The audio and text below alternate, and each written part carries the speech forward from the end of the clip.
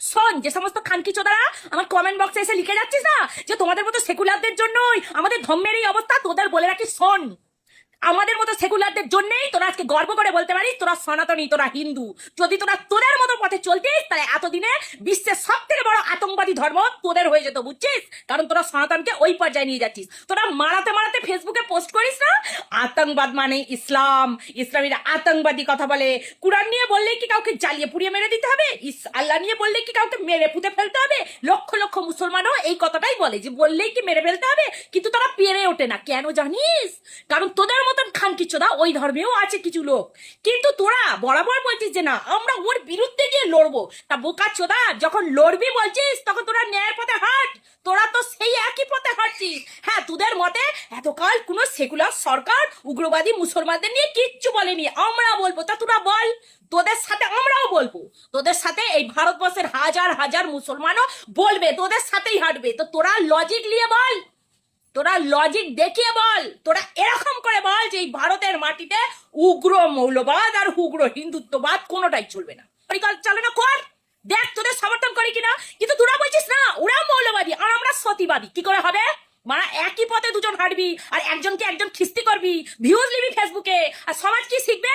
আনারি চুদা ইয়াং জেনারেশনের ছেলে মেয়েগুলোকে দেখ, পুরো মাথা গোবরে ফুল হয়ে গেছে। হ্যাঁ, একটা শুধুমাত্র যে কটা বাড়ির বাপ মা ঠিক আছে সেগুলো বাদ দিয়ে সোশ্যাল মিডিয়া সবার ব্রেনে ইঞ্জেকশন দিয়ে গোবর পড়েছে। একটা মানুষ সুস্থ কথা বলতে পারছে না। বলছি যে গ্যাসের দাম এত টাকা, বলছে তুই হিন্দুর বিরোধী, বোকা চোদার বেটা।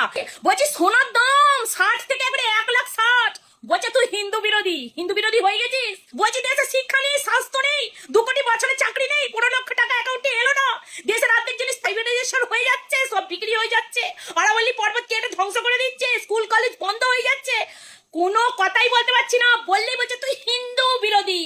বলছি যদি এই কথাগুলো বলার জন্য হিন্দু বিরোধী হই, যদি এই কথাগুলো বলার জন্য মুসলমান বিরোধী হই, যদি এই কথাগুলো বলার জন্য খ্রিস্টান বিরোধী হই, তো বড় আমার কোনো ধর্মের দরকার নেই, আমি নাস্তিক ঠিক থাকবো, দরকার নেই। ধর্ম লিয়ে হয়ে যাওয়া ভালো। যদি যুক্তি কথা বললে কেউ ধর্ম বিরুদ্ধ হয়ে যায়, তোর লেওড়া ধর্ম দরকার নেই কোনো।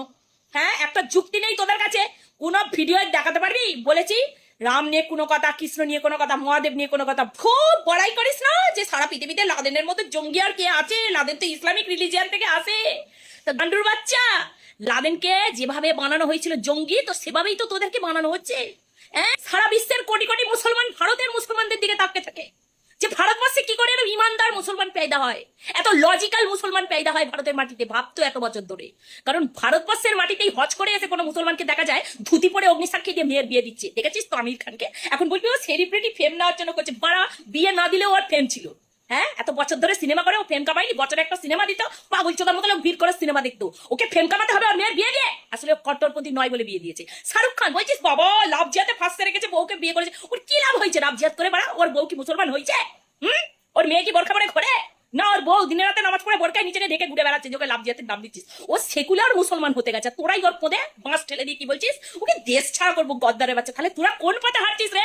আর বলছিস বাবা হিন্দুরা যখন মুসলমানদের কিছু করে আমরা তো কিচ্ছু বলি না, আমরা তো মেনে নিই, কারণ আমরা তো সেকুলার। তাহলে ওরা কেন মানবে না? এবার ওদের মধ্যে যারা ধর এই তোদের কথা শুনে সেকুলার হয়ে গিয়ে করছে যে কি হয়েছে, আমি মুসলমানদের কি হয়েছে, আমি হিন্দুদেরও কিছু পুজো আশ্রয় গেলাম, খেলাম, একটু আরতি করে দিলাম, মালা দিয়ে দিচ্ছি, ঠাকুরকে করছি, তাহলে তোদের কি উচিত? তাদের সাথ দেওয়া উচিত। তো তোরা কি করছিস? তাদেরকে এক ঘরে করে ঠেলে ফেলে দিচ্ছিস। কেন রে বুকাচুদার বেটা? ওদেরকে এক ঘরে করে ঠেলে কেন ফেলে দিচ্ছিস? তাহলে ওরা কোথায় যাবে? মানে আমাদের মতন যারা সেকুলার, যারা মন্দির মসজিদ গির্জা কোনোটাতে বাদ বিচার করি না, আমাদের তো মানে বেঁচে থাকার কোনো অধিকার নেই।